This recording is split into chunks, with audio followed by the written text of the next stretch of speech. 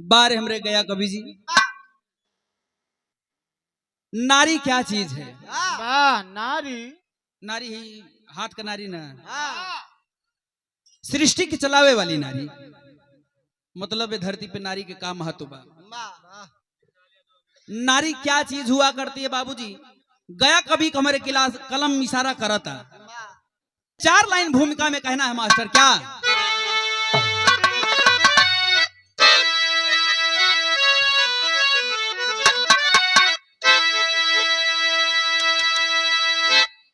अरे नारी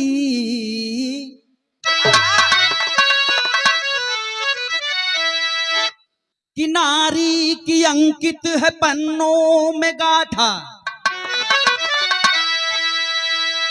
अमर ज्योति जग में जलाई है नारी।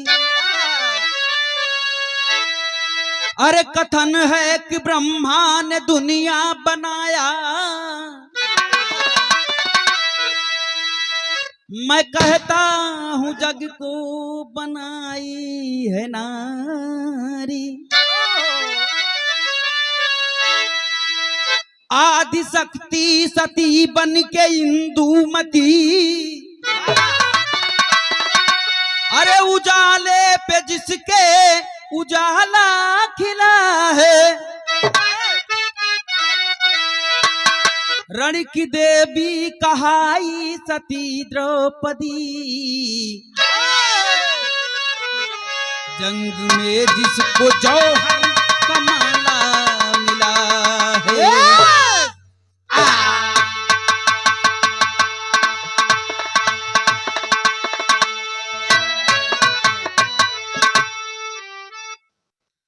कौरवों के द्वारा बाबूजी पांडवों को सुई के नोक के बराबर जमीन ना देना एकमात्र बहुत बड़ा कारण है। और यही कारण रहा बाबूजी पांचों पांडवों के 5 पांडवों को कौरवों के द्वारा लांछागृह में जला देने की साजिश। और इस साजिश में कौरवों को लगता है कि वो कामयाब हो गए। हाहाकार मच गया कि 5 पांडव मारे गए।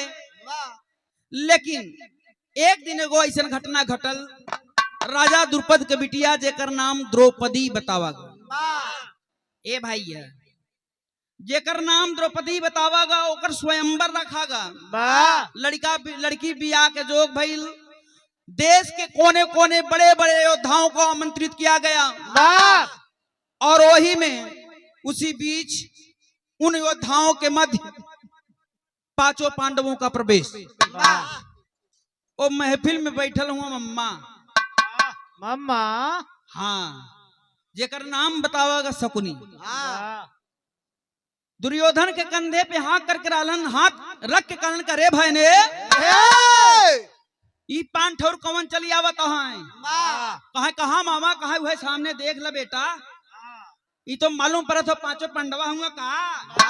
दुर्योधन कहले ना मम्मा ना, देखा 5वां है। दुर्योधन कल नाम मम्मा तो लांछागिरी में जलाए के मार दिया गया, कोई सवाल ही नहीं उठता। तब ले ये भैया धीरे धीरे भीमसेन कद बढ़ाए के आगे बढ़ल हुआ। दुशासन को बुलाए के मम्मा कहा तो अरे भाई ने अरे मालूम पड़ा तो भीमवा आवत रे। दुशासन कहा था तोरे भाई पकड़े वाह भाई। हम कहा थी कि लांछागिरी में जलाए को सब मार दिया गए, लेकिन इसी बीच बाबूजी पांचों पांडवों का प्रवेश हुआ। अर्जुन पहुंचकर धनुष पर बाण चढ़ाकर मछली की आंख को बेच देते हैं। मचा हाहाकार। द्रौपदी और अर्जुन का विवाह संपन्न भयल। जब विवाह संपन्न भयल तो ए बिरहा में एक लाइन गजल मास्टर।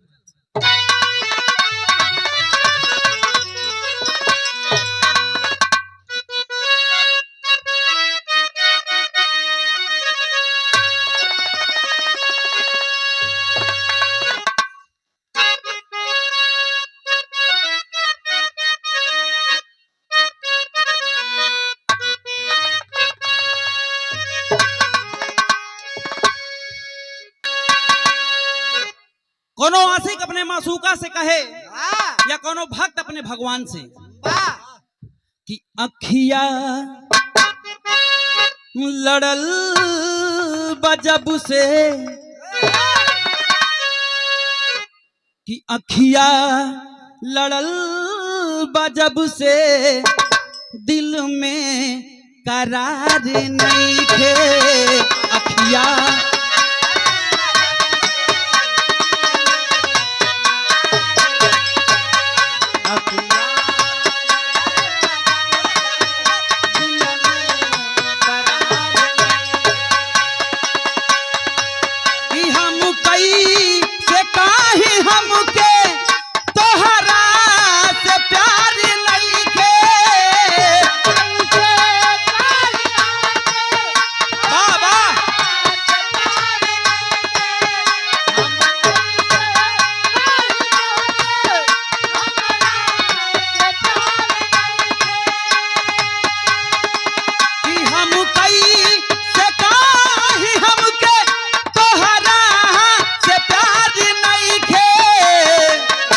अखिया लड़ल बजब से दिल में करार नहीं थे। अखिया दिल में करार नहीं थे। अखिया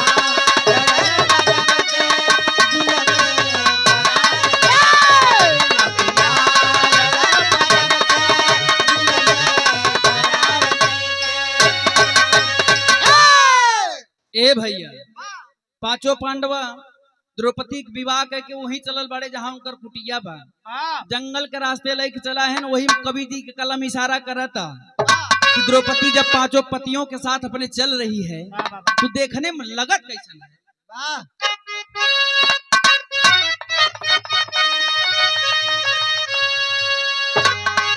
कि घूंघट में जई से चंदा, कि घूंघट में जई से चंदा शर्मा के कुछ कहत बा। घूंघट में जई से चंदा शर्मा के कुछ कहत बा। घूंघट में जई से चंदा शर्मा के कुछ कहत बा। उठवा से बरस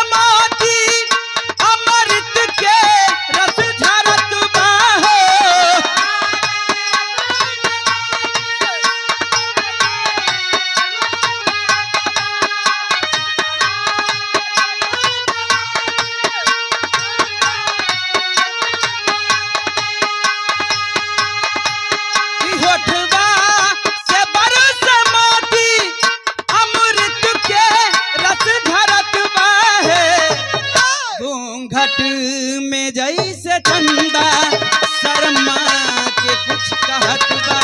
घूंघट में जैसे चंदा के कुछ कहत बा।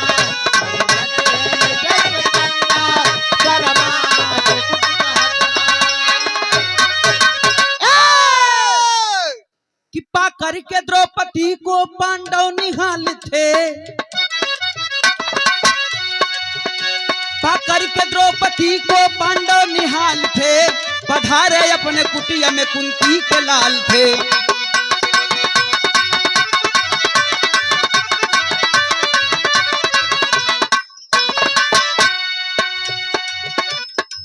दिए आवाज माँ क्या चीज लाया हूँ, दिए आवाज माँ क्या चीज लाया हूँ, आशीष है मैं तेरा बाहुबल से पाया हूँ।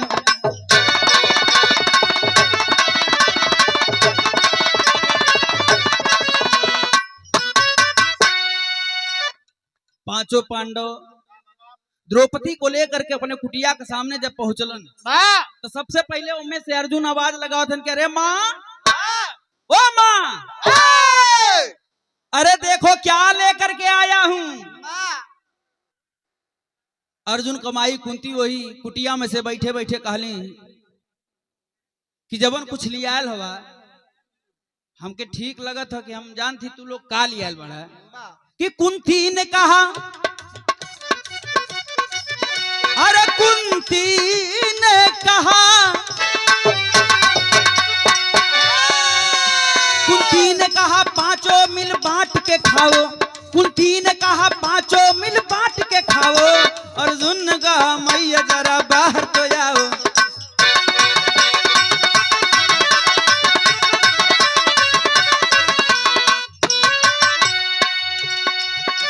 अवाक हुई, अवाक हुई,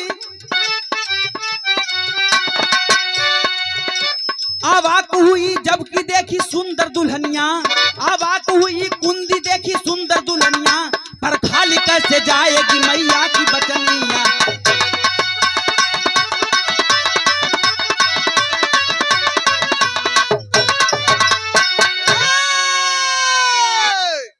वही कुटिया में बैठे बैठे माई कुंती आवाज लगाओ थे जवन कुछ लियाल बड़ा, पांचों जने मिल बांट के खाए ला। अर्जुन कहलन कि ए माई जल्दी से बहरे आए के देखा हम का लियाल बानी। तरबूजा लियाल बानी, जलेबी है, खरबिंदी लेके आए है, जल्दी से बाहर आए के देखा हम का लेके आए है। माता कुंती बाहर आकर के देखती हैं कि पांचों बेटवन के साथ एक खूबसूरत नारी। माता गुस्सा हो जाती करे केकर बिटिया उठा के ले ला तुरहन, केकर लड़की जहां से लेके आइल बड़ा तुरंत ले जाके पहुंचावा। अभी तक तू सब केहू के फल फ्रूट तोड़ के लिए आवत रहा है, कंद मूल ले आवत रहा, शिकार का के आवत रहा है। अब तू लोग के मन इतना बढ़ गई बा कि केहू के लड़की उठा के ले आवत है, ले जाके पहुंचावा जा। अर्जुन कहे कि माई रे ई राजा द्रुपद के बिटिया द्रौपदी है, हमार दुल्ही नहीं, अपने बाहुबल के ताकत से इनके जीत के लिए बाड़ी। ई तोर पतोहू है, कले हमार पतोहू, कले हाँ, कले अरे बाप रे बाप, चला बिटिया चला घरे में। ए बाबू इतना ही कहते द्रौपदी हाथ जोड़ करके खड़ी हो जाती कि माँ अभी अभी आपने कहा कि पांचों जने मिल बांट के खाए ला, अभी खाए वाला सामान तो हम है ही ना। पहले के जमाने में बाबूजी जितना महत्व बोली के रहा, आज के समय में जितना महत्व बंदूक से निकली गोली के बाद डब्लू भैया, उतना ही महत्व वो समय मुंह से निकली बोली के रहा। द्रौपदी हाथ जोड़ करके खड़ी होती है, माता कुंती से कहती कि माँ एक काम करे पड़ी आपके घरे में हम तबे चलब, लेकिन बिरहा में एक लाइन गीत बदलल है।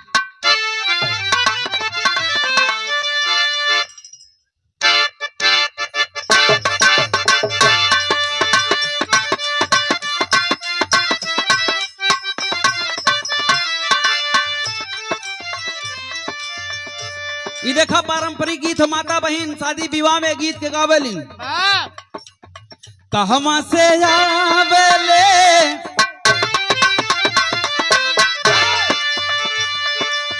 कहवा से आवेले बाबा का टिटिलावा हो,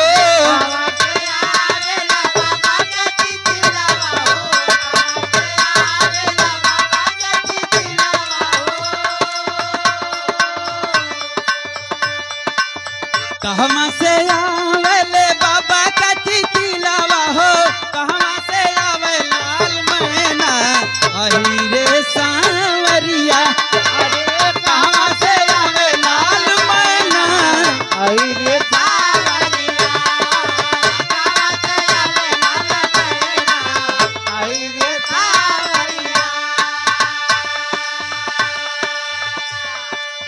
कुंती लिया के चलली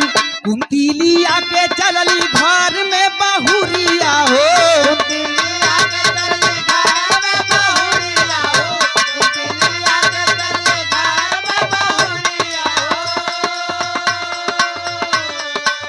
कुंती लिया के चलली घर में बहुरिया हो। उतरल बजई से जोरिया घरवा विभोर हो गई।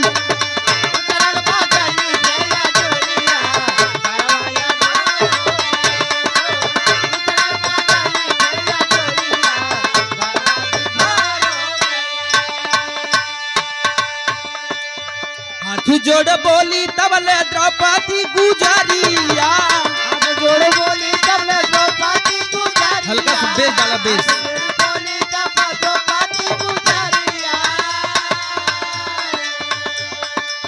पाची ठे माला मंगवाई दमायरिया।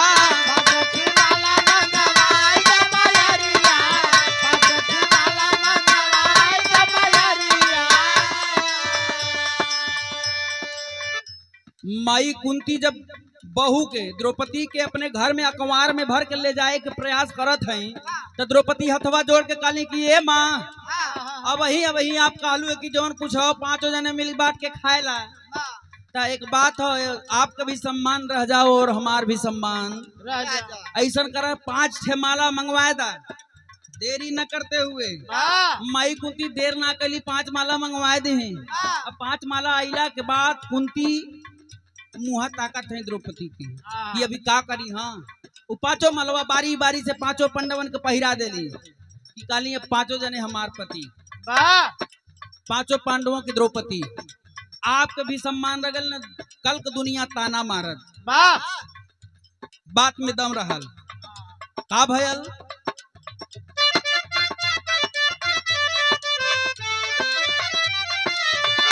पांचों जन के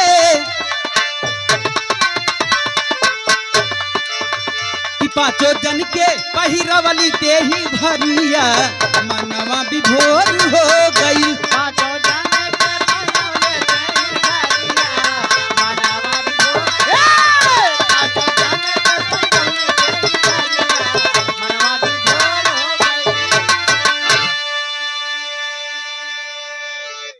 ए भैया विवाह संपन्न भल धीरे धीरे समय बीते लगा। विवाह के बाद आवला आज अपने समय में अपने परिवेश में नयका जमाना में लोग बियाह जब बहू घर में आवे नहीं तो लोग रिसेप्शन का पार्टी रखे माने बहु भोज पहले भी होत रहे। विवाह भयल अब गांवपुर के माता कुंती खियावे के प्रयास में लगल बानी और पूरे गांवपुर में न्योता भेजवाए के यही तरह जलसा लगा देली लाइट और जगमगात हो खाना पीना महकत हो। वही समय नारद मुनि आकाश लोक में घूमत रहले देखला कि जंगल में बड़ा उजाला बा। चल हमका पता लगावे चाहे काहे बदे इतना उजाला है। और उनके नाक में खाना 56 प्रकार के व्यंजन जौन होकर सुगंध जात है। अब नारद मुनि नीचे अइलन अब हिम्मत नहीं परत हो कि बिना न्योता पार्टी में जाही कैसे। लेकिन हिम्मत जुटाए के मैं तो सन्यासी हूँ हमसे का मतलब है न्योता से। हिम्मत जुटाए के भैया जाके दरवाजे पे अलग जगा दिलन नारायण नारायण नारायण। बस इतने में तुम्हारी कुंती आएगी कली के कहे हम नारद कहे कैसे आना हुआ कहे बस ऐसे कहे घर में चली बैठी। तब बिरहा में तर्ज बदलल मास्टर।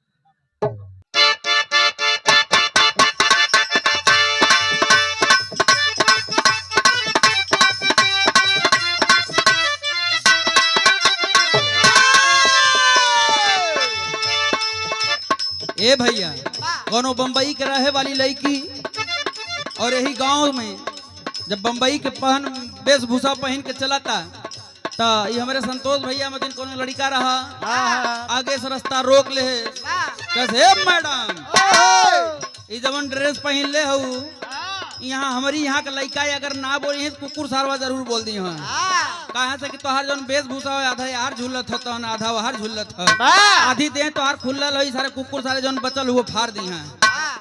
लड़की का कुत्ता कमीना दोगला कहीं तोरे घर में बहन बेटी ना है इनका काले जब सजेशन देखो तब सजेशन संतोष भैया हम दे दी है तोहार मन काहे रख ले तोहार मन काहे फेंक दे लड़कवा समझा बता सुना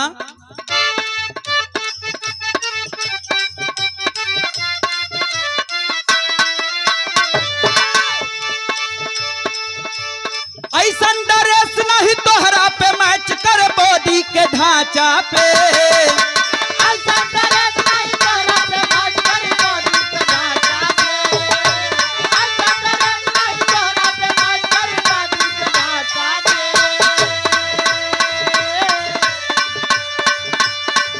अरे ऐसा ड्रेस नहीं तोहरा पे मैच कर बॉडी के ढांचा पे पहिन ले बाड़ू जवन तू सुगिया तू तो लौका पाछा से पहिन ले बाड़ू जवन तू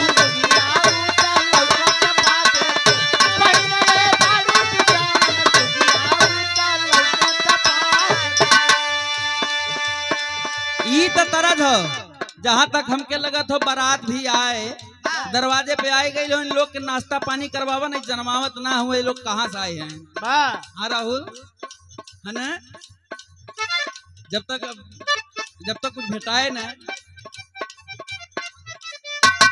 लेकिन ए भैया नारद मुनि चलल बड़े नारद अरे तेरह सितार मुनि नारद जी आइले एक दिन धरतिया पे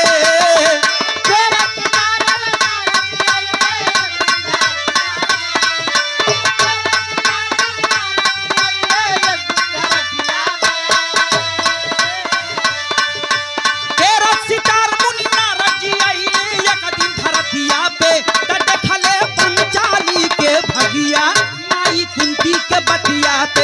देखले पंचाली के भगिया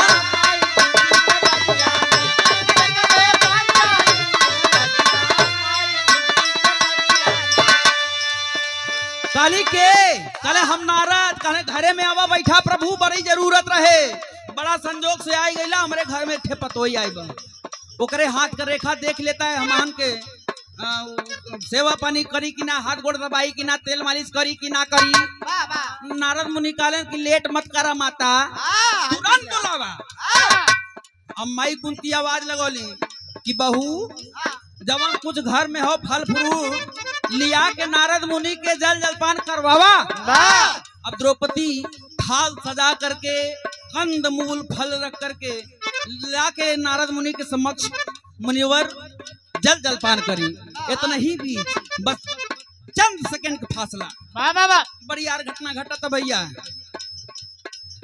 नारद जी के माथा ठनक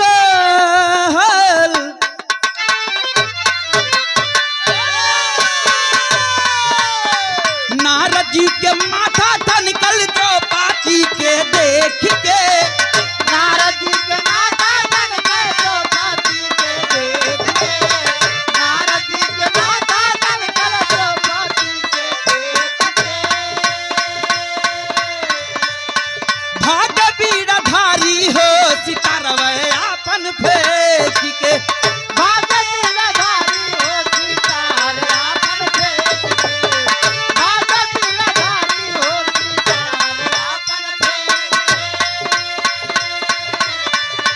सारी खुशहाली पे पानी फिरल गम छलक सूरतिया पे सारी खुशहाली पे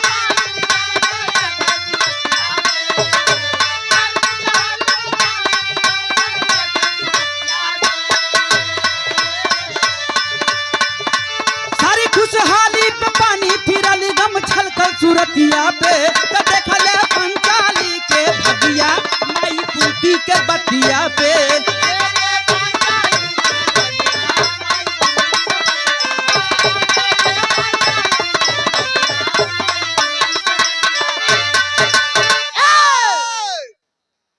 जैसे ही द्रौपदी थाल सजा करके नारद मुनि के सामने कली कि मुनिवर पानी पिए अब नारद मुनि देखल चाहत हुआ कि हव के घूंघट तनल हो मुड़ी लटकवले जात हुआ कि के है माई कुंती से पूछले कहीं ये द्रौपदी तो नहीं। वाह माई कुंती बस बस मुनिवर वही हबै कहीं। वाह इतना सुनता है पंचों ने हाथ देखा न पानी पिए न कुछ 9 2 13 ना 22 हो गई। अब यहाँ देखत देखत जैसे नजर भाजत हुआ 4 6 कोस ना 10 15 कोस निकल गए नारद मुनि।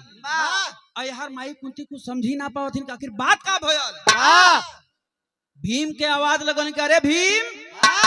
भीम दवर के पहुंचले का भल माई कहले कि देख देख देख, देख बच्ची काहे बदे भीम भागल जात हुआ काहे बदे नारद भागल जात हुआ। वाह भीम कहले देखी हाँ दौड़ा के भीम से पकड़ने कम से कम 20 कोस लम्बे। कहले मुनिवर रुका कहले रुकब तो नहीं कहे काहे अब को पतोही का हाथ देखे के रहा तो देख भगला काहे। कहले कि देखा ऐसन है हमार जान हमके बड़ी प्यारी बा वाह और कुटिया में दोबारा लवट के नारद ससुर जाई हैं। भीम कहले अरे ऐसे कैसे बोलत हुआ अपने आप को गरिया देत हुआ। कहले कि जान बची तो लाखों पाए। कहले काहे बदे हमारे माई के पतोहिया नीक नहीं खे का भयल। कहले कि हम ना जाब तोरे कुटिया में जवन तोके उपारक है उपार ही ले। अब इतने सुनते भीम से 10,000 हाथी के बल उठा के खुमचिया के वही कान्हे पर लाद के लिया के जौने खटिया पर से उठ के भागल रहे नारद वही खटिया पे हच दिना बैठल। यहाँ दोनों आंख लगाए के ये आँखी लाई दोनों अंगुरी लगाए के है नारद अगर ये खटिया पर से दोबारा उठा होगा लाल तो यही जान दोनों अंगुरी चिया दे दोनों आँख फुट जाए। नारद कहे तो महाचूती आदमी है ये तमीज नहीं बात करने की। पूरा बदतमीज है पूरा बदतमीज आदमी कैसे बतिया रहा है। तब दिमाग लगा नारद मुनि करे बाप रे बाप एक नाम भीम बा। जितना शरीर सोच गई ना नारद की अगर एक 10,000 हाथी के बल बा एक नाम भीम बा अगर एक मुक्का हमें मार दे अब अंगुरी देखा है आंखें फोड़े की बात करता अगर भूले भटके काट ऐसे काट मार दे तो हे भगवान हम अपने लोक में कबो जाए हो ना पाऊ। नारद मुनि सिलेंडर कहे हे भैया हाथ जोड़ता ही अपने माइक तू पटवा में तोसी बतियाए ना पाऊ जा तू अपने माइक भेजे जा ए भैया कहले ठीक तुरंत माइक भेजत है जा करके कुंती हाथ जोड़ करके पूछती है कि अरे मुनिवर ऐसी कौन सी गलती हो गई कि आप हमारे बहू के हाथ भी ना दिखला लगला 9 3 11 भैला। कहले कि ऐसे ना बताई।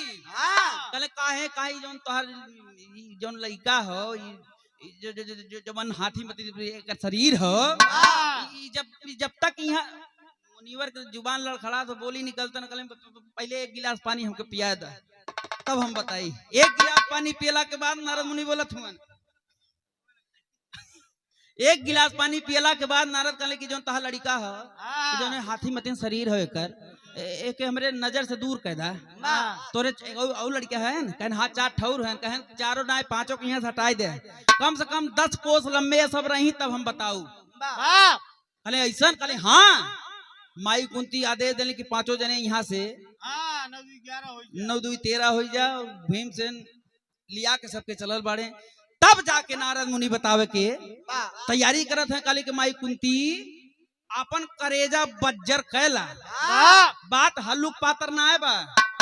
माई कुंती काली तोहार नाव तो हम बहुत अच्छे सुने है यही सुने है कि तू झगड़ा लगावत है घरे में अब तू कौन बात हमका बताइबे ओका तो ही जानबा।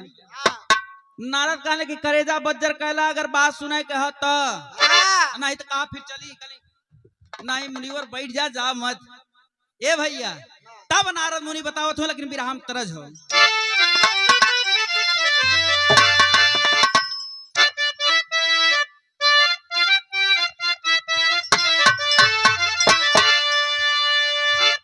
स्वर्गीय रामदेव उस्ताद अपने जवानी के आलम में एक गीत के गाँव में कि अरे पयलिया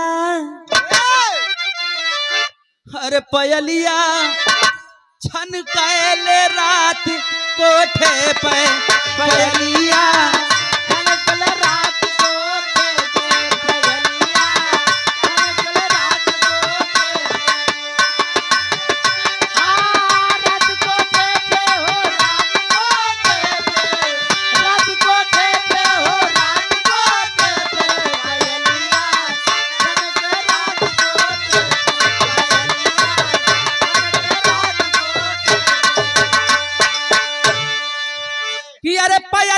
छन कैले रात कोठे पे बिजुरिया बिजुरिया चमकैले रात कोठे पर बिजुरिया चमकैले रात कोठे पर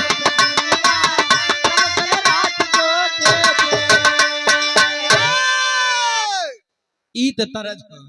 लेकिन माई कुंती से नारद मुनि बतावत हुवन कि जवन तोहार पतोह आए बा ए पतोहू से गोड़ दबावे के 0% उम्मीद मत करी है।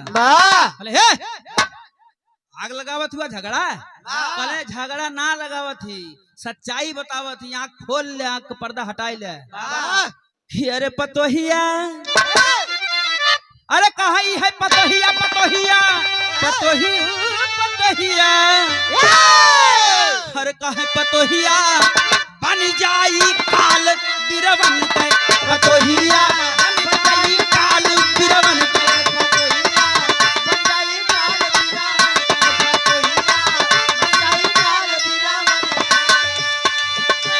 मयरिया रखिया संभाल बिरवन के मयरिया रखिया संभाल बिरवन के पतोहिया बन जाई काल बिरवन के पतोहिया बन जाई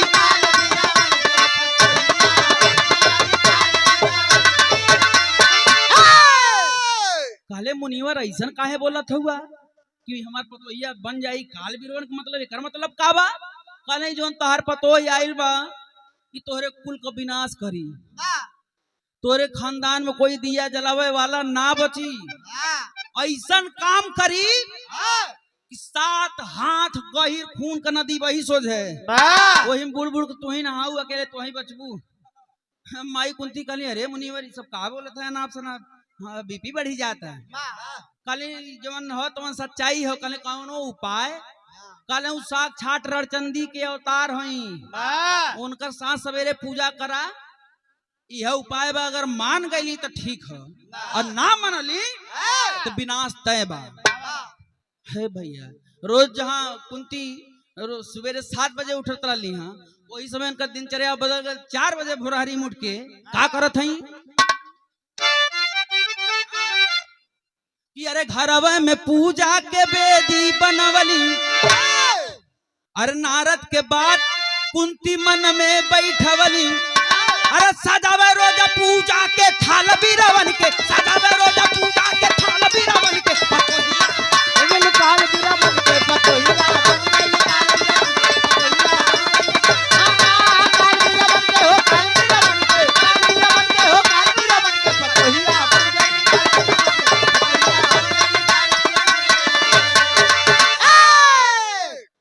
पतोहिया बन जाई काल बिरवन के कले ऐसा कले हाँ कहे सांस सुबेरे उनकर गोड़ दबावा उनकर पूजा करा खुश हो गई नहीं तो ठीक बा ना खुश भइल नहीं तो जाना दिक्कत है।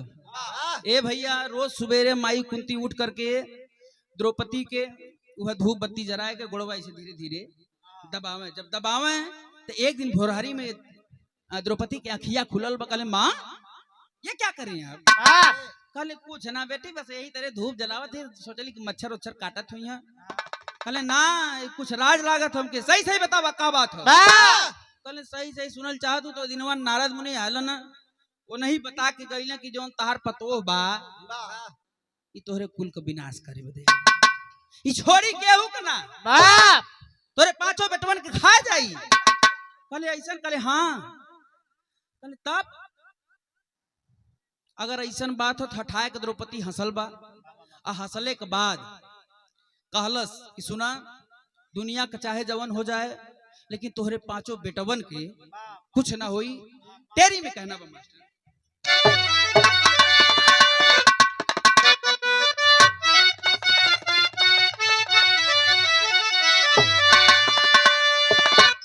कि जोगिनिया रड़की देवी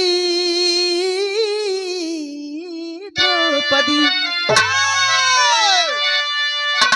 कि जोगिनिया रड़की देवी द्रौपदी अरे दिहली सासू माँ के भोरवे में बचनिया यार बचनिया यार बचनिया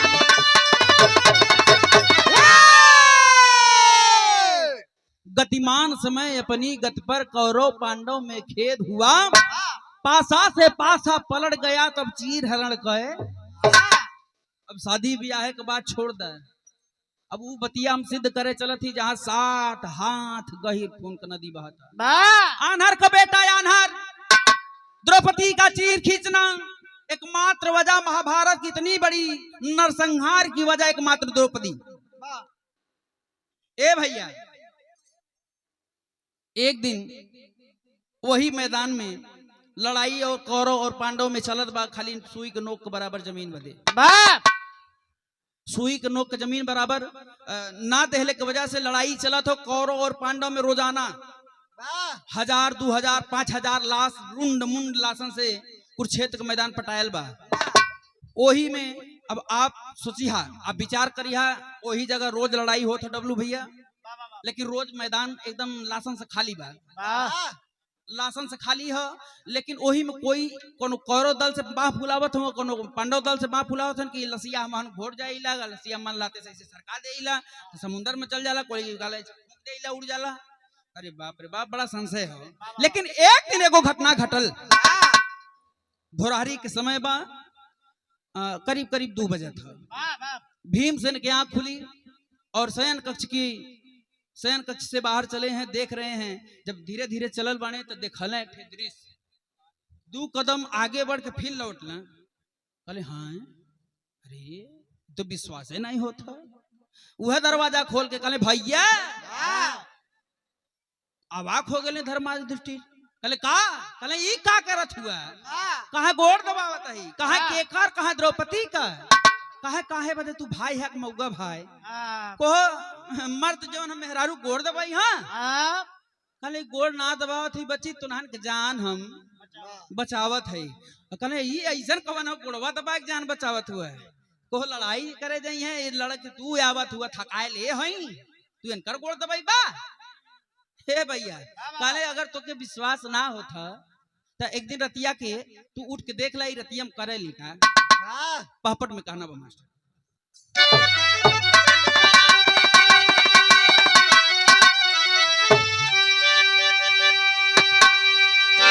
कि अरे चटक चादरी सोई डालियो हरवा घरवा अंबर से, अरे चटक चादरी सोई डालियो हरवा घरवा अंबर से, चली द्रौपदी कर सो रहो सी नरवा घरवा अंबर।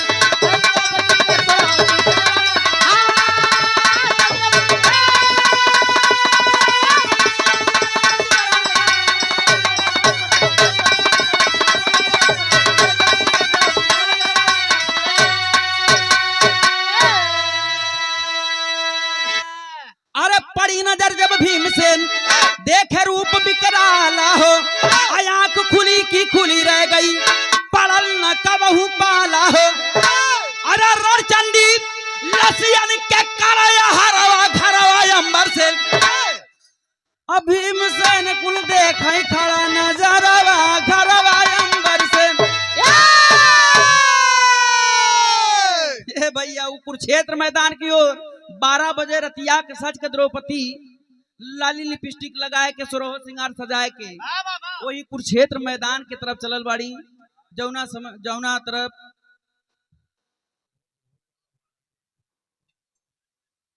अच्छा ठीक बा। ए भैया आगे आगे द्रौपदी वो मैदान की ओर चली बाटी, पीछे पीछे भीमसेन। जब द्रौपदी पलट के इसे देख ले तो भीमसेन कोनो सरपते का जुट्टा देख वही में लुकाए जाए। जा करके कुरुक्षेत्र के मैदान में विकराल रूप धारण करती है द्रौपदी। एक बार में 100 लाश, 200 लाश, 500 लाश लगल हर हार खींचे। जो भीमसेन वह सरपतवा का जुटवा पकड़ के खड़ा हुआ, वो सरपता का जुट्टा पकड़ के खिंचायल जात हुआ, सरवा अब न चल जाई तब न चल जाई करे पेटे में। ए भैया कैसो जान बचा। जब जान बचा द्रौपदी लाशों का भक्षण करके शांत होती है। जब शांत भई तब हिलत कांपत न। पहले तो भीमसेन गरमे मुतले, धरती सबसे बड़ा खवैया हम, सबसे बलशाली हम, सबसे ज्यादा खुराकी हमार। अरे हमार भौजी अरे मोरे राम हो, ई तो लाश घोटत हई। जा करके सामने खड़ा भले कि ए तनी नीचे आवा, कल तनी नीचे आवा, हाथ गोड़ तो थमते नहीं, उतनी बेरी 3 बेरी गिर गई। उठ के खड़ा भले, तब द्रौपदी नीचे अली हाँ। तब जा करके भीमसेन कहना आला लाइन का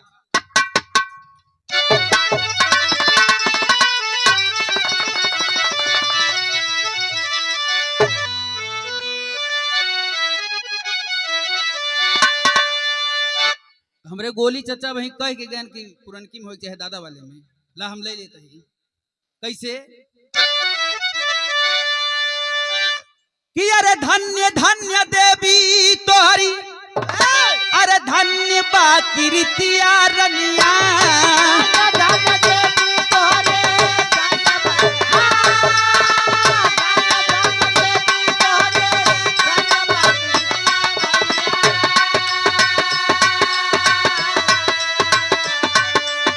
तो हई महाभारती के जलावलू मसाल, तो हई महाभारत के जलावलू मसाल। अरे भैया तोहार यहाँ के अर्जुन के रथिया रनिया,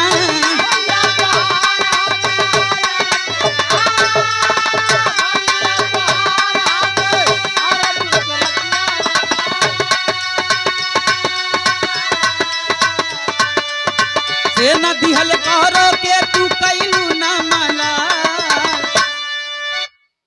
ए भैया जा करके भीमसेन पूछला कि सुना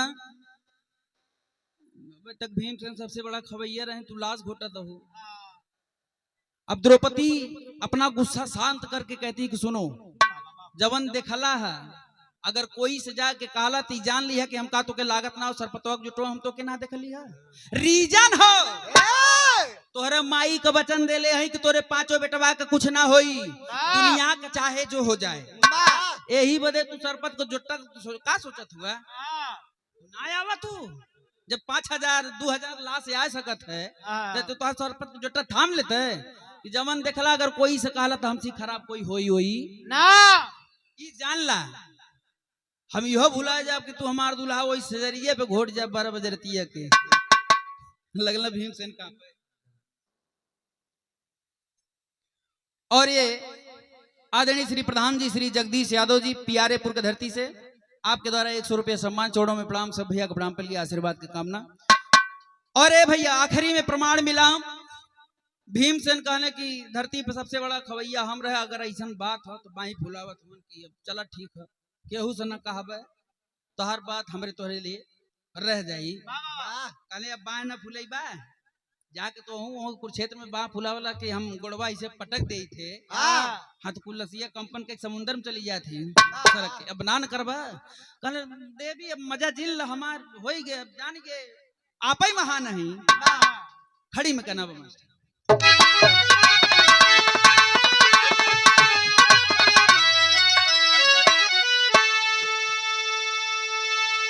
अरे दिहल बचन कुंती को है निभाई द्रौपदी, आय अपने मांगी का सनुरवा बचाई द्रौपदी।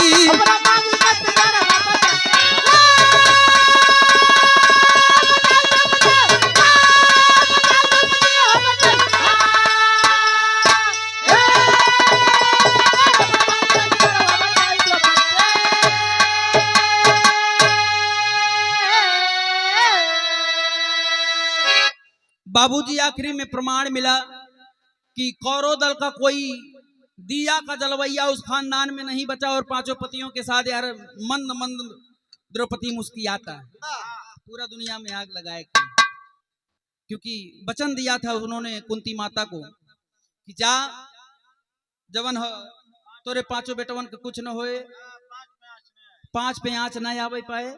लेकिन आखिरी में अपने खानदान के परिचय में कहना बा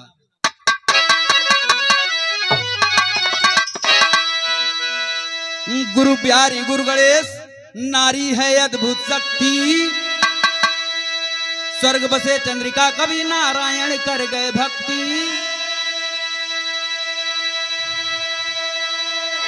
अरे जोगिनिया लड़की देवी द्रौपदी, अरे जोगिनिया लड़की देवी द्रौपदी। मनीष गया कवि का कविता लिखे कलमिया, जोगिनिया लड़की देवी द्रौपदी।